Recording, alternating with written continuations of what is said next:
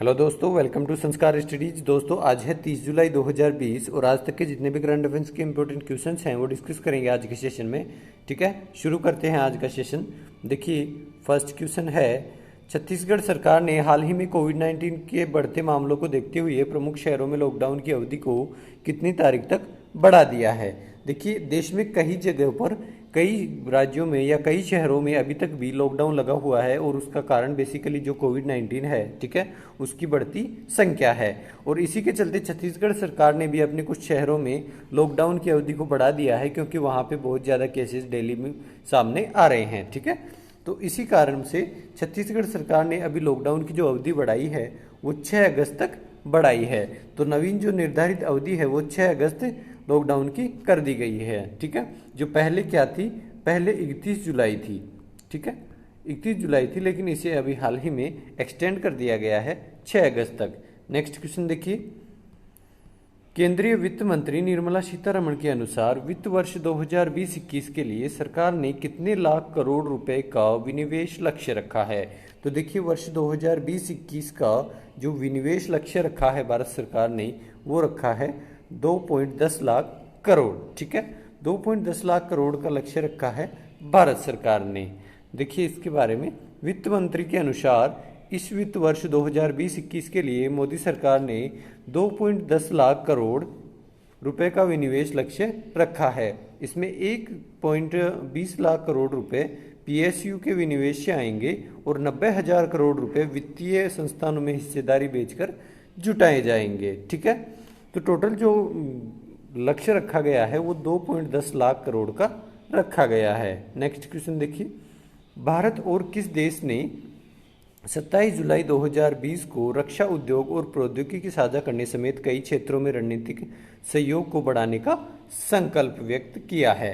तो भारत ने अभी हाल ही में इंडोनेशिया के साथ, किस देश के साथ में, इंडोनेशिया के साथ में रक्षा प्रौद्योगिकी को बढ़ाने का संकल्प व्यक्त किया है। ठीक है, देखिए, रक्षा मंत्री राजनाथ सिंह और इंडोनेशिया के रक्षा मंत्री प्राबोवो सुबियांतो ने इन क्षेत्रों में द्विपक्षीय सहयोग को और मजबूत करने को लेकर प्रतिबद्धता जाहिर की है। ठीक है, तो रक्षा प्रौद्योगिकी को बढ़ाने के लिए भारत के रक्षा मंत्री राजनाथ सिंह ने इंडोनेशिया से ये प्रतिबद्धता जाहिर की है। ठीक है, नेक्स्ट क्वेश्चन देखिए, भारत सरकार ने चीन पर एक और डिजिटल स्ट्राइक करते हुए कितने ऐप्स पर प्रतिबंध लगाया है। तो देखिए, भारत पहले 59 चाइनीज ऐप्स को बैन कर चुका है। ठीक है, और इसके बाद में भारत ने अभी 47 और ऐप्स को बैन किया है। ठीक है, 47 और ऐप बैन किए हैं भारत सरकार ने, और उसका रीज़न क्या बताया है कि जो डेटा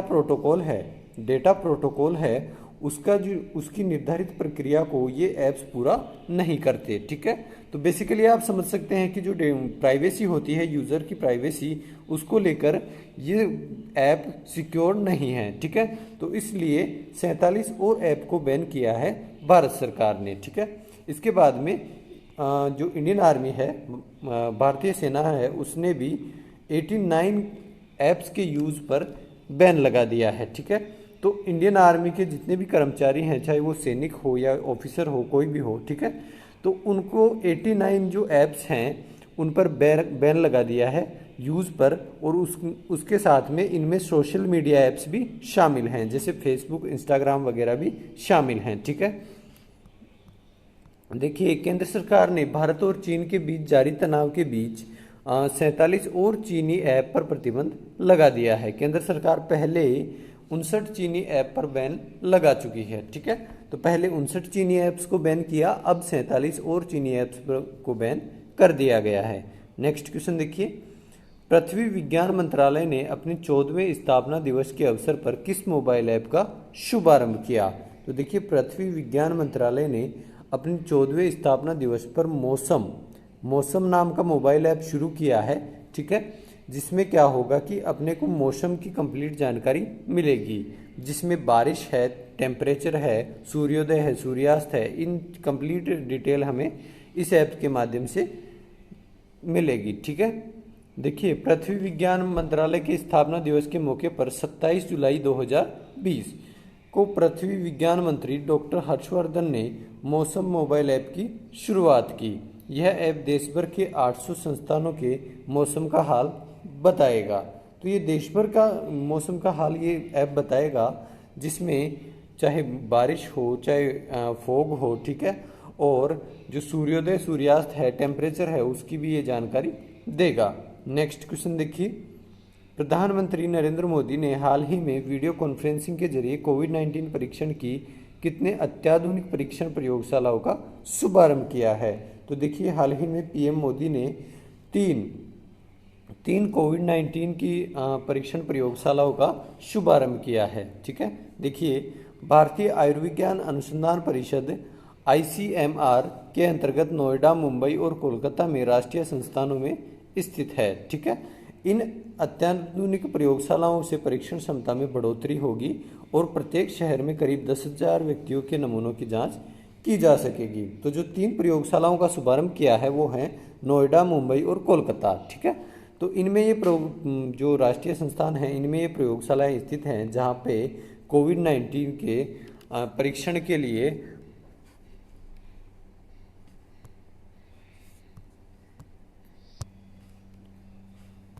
तो ये 3 प्रयोगशालाएं हैं नोएडा, मुंबई और कोलकाता, जहां पे कोविड-19 के परीक्षण किए जाएंगे, ठीक है।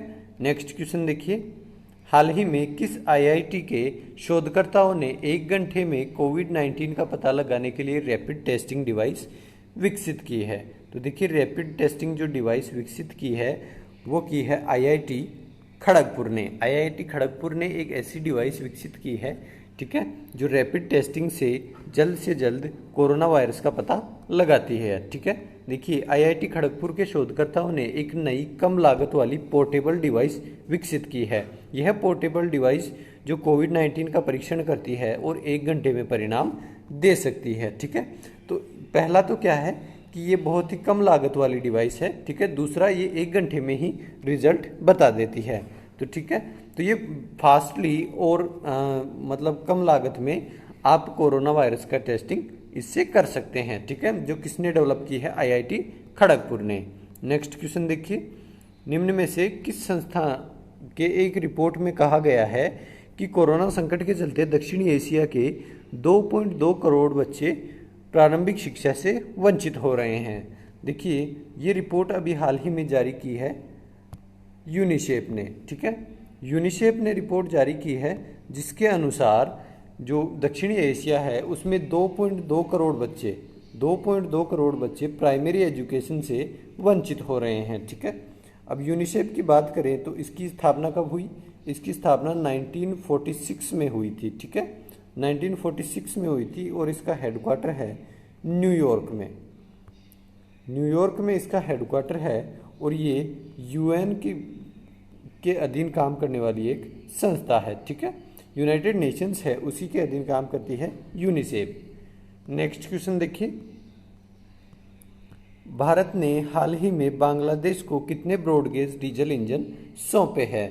तो देखिए, भारत ने हाल ही में बांग्लादेश को जो ब्रॉडगेज डीजल इंजन सौंपे हैं वो उनकी संख्या है 10 ब्रॉडगेज डीजल इंजन भारत ने बांग्लादेश को सौंपे हैं, ठीक है। देखिए, रेलवे के मुताबिक इस फैसले से पड़ोसी देश के साथ आंतरिक और अंतर्देशीय आवागमन सुलभ होगा, ठीक है। भारत ने 27 जुलाई को बांग्लादेश को 10 ब्रॉडगेज डीजल इंजन सौंपे हैं। पश्चिम बंगाल के नादिया जिले में पूर्वी रेलवे के गेडे स्टेशन से सभी इंजनों की रवानगी हुई। तो पश्चिम बंगाल से इन इंजनों को रवाना किया गया है जो बांग्लादेश को सौंपे गए हैं, ठीक है। इससे देखिए, पड़ोसी देश से रिश्ते मजबूत होंगे और बांग्लादेश की जो रेलवे है उसमें भी इन इंजन का यूज किया जाएगा, जिससे उनको ट्रांसपोर्टेशन में मदद मिलेगी, ठीक है। नेक्स्ट क्वेश्चन देखिए, CRPF स्थापना दिवस निम्न में से किस दिन मनाया जाता है? देखिए, CRPF का जो स्थापना दिवस है वो हाल ही में 27 जुलाई को मनाया गया है, ठीक है। देखिए, CRPF को 27 जुलाई 1939 को अंग्रेजों के अधीन क्राउन प्रतिनिधि पुलिस के रूप में स्थापित किया गया था, ठीक है। फिर इसे साल 1949 में सरदार वल्लभ भाई पटेल के नेतृत्व में केंद्रीय रिजर्व पुलिस बल के रूप में बदल दिया गया। भारत में 27 जुलाई 2020 को 82वां सीआरपीएफ स्थापना दिवस मनाया गया। तो हाल ही में जो स्थापना दिवस मनाया गया है सीआरपीएफ का, वो कौन सा है? 82वां, ठीक है। और इसकी स्थापना कब हुई थी? 27 जुलाई 1939 को, ठीक है। तो ये आज का अपना सेशन था जिसमें डिस्कस किया हमने कुछ इंपॉर्टेंट क्वेश्चंस को, ठीक है। तो आशा करता हूँ ये आपके एग्जाम में हेल्पफुल होगा। इसी तरह पढ़ते रहिए और आगे बढ़ते रहिए। Thank you.